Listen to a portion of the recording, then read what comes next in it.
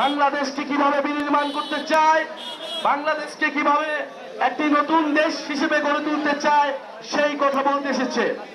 প্রিয় ঝালকাঠিবাসী, আপনারা জানেন 2024 সালে বাংলাদেশের সন্তানেরা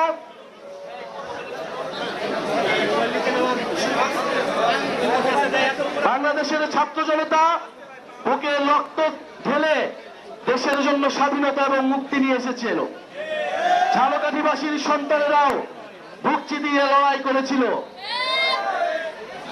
আপনারা সেই শহীদদের কে স্মরণ করুন। আমরা সেই শহীদদের প্রতি দায়বদ্ধতা থেকে আপনার কাছে এসেছি যে বাংলাদেশে একটা ফ্যাসিস্ট সরকার, একটা স্বৈরাচারী সরকারের পতনের জন্য হাজারের উপরে মানুষ মৃত্যুবরণ করেছে, কয়েক হাজার মানুষ আহত হয়েছে। এত মানুষের আত্মত্যাগের পরে বাংলাদেশের মানুষ একটু ভালো থাকতে চায়। বাংলাদেশের মানুষ ভেবেছিল এত মানুষের রক্তত্যাগের পরে তার সমস্যার সমাধান হবে। আমরা বলেছিলাম একটা নতুন বাংলাদেশ লাগবে, শুধু আওয়ামী লীগ দেশ থেকে চলে গেলেই হবে না। আওয়ামী লীগের যে সিস্টেম, যেই দুর্নীতি, যেই চাঁদাবাজি, যেই মাফিয়ার সিস্টেম, সেই সিস্টেমকেও বদলাইতে হবে। কিন্তু আমরা দেখতেছি যে বাংলাদেশে সেই সিস্টেম এখনো বদলায় নাই। তাহলে আমরা আবারও রাজপথে নেমে এসেছি। আমরা আবারও আপনাদের কাছে কথা বলতেছি, আমরা আবারও বলতেছি আমরা রাজপথে আছি, আমরা রাজপথে থাকবো। জাতীয় নাগরিক পার্টি গণ অভ্যুত্থানের মধ্য থেকে তৈরি হওয়া সেরকম একটি দল। আপনাদের প্রতি আমরা বলতে এসেছি যে নতুন করে বাংলাদেশে ভয়ের সংস্কৃতি তৈরি করা হচ্ছে। বাংলাদেশে কথা বলতে গেলে থামিয়ে দেওয়ার চেষ্টা করা হচ্ছে, প্রশাসনকে দলীয়করণ করার চেষ্টা করা হচ্ছে। আমরা বলতে চাই এই ধরনের ষড়যন্ত্র করে, এই ধরনের পায়তারা করে কোনো লাভ হবে না।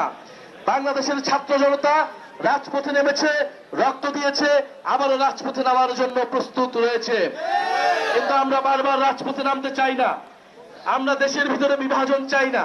মতপার্থক্য থাকবে, প্রতিদ্বন্দ্বিতা থাকবে, কিন্তু দেশের স্বার্থে সবাই ঐক্যবদ্ধ হবে, এটাই ছিল আমাদের প্রত্যাশা।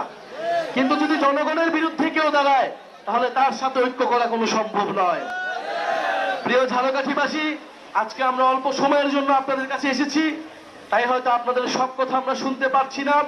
আজকে যারা উপস্থিত রয়েছেন, আলেম সমাজের যারা উপস্থিত রয়েছেন, আমাদের মা বোনেরা যারা উপস্থিত রয়েছেন, বৈষম্য বিরোধী ছাত্র আন্দোলন, বিপ্লবী ছাত্র তরুণরা যারা উপস্থিত রয়েছেন, এবং জাতীয় যুব শক্তি, জাতীয় শ্রমিক উইং এবং জাতীয় নাগরিক পার্টির নেতৃবৃন্দ, সবাইকে ধন্যবাদ জানাচ্ছি। ইনশাল্লাহ আমরা ঝালকাঠিতে আবারও ফেরত আসবো। ঝালকাঠিবাসীর পক্ষে জাতীয় নাগরিক পার্টি থাকবে, এদেশের ছাত্র তরুণরা দাঁড়াবে।